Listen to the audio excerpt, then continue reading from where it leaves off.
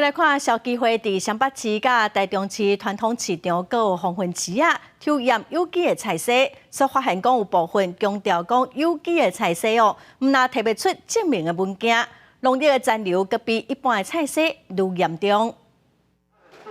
为着食到安心，袂少民众拢会选择有机的菜色。不过，这会标示有机的商品，敢有影符合规定？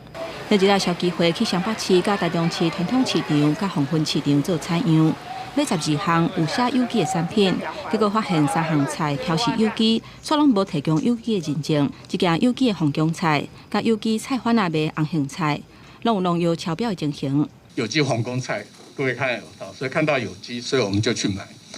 那它单价每100克8元，然后它是用立牌，所以它有。那这个测出来不合格品项，也就是说有测到7种农药，你测出来的浓度去除以它的标准浓度。所以第一个有机黄姜菜的话，这是2017 2000倍。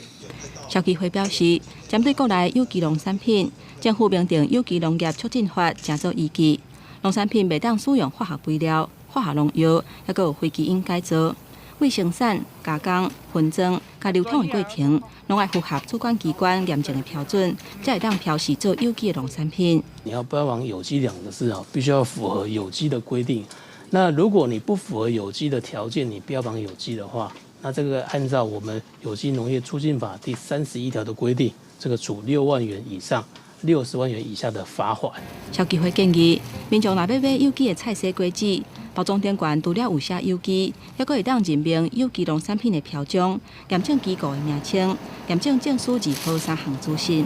若是传统市场线卖，反而嘛爱有验证证书的影印本，才是真正有机。记者综合报道。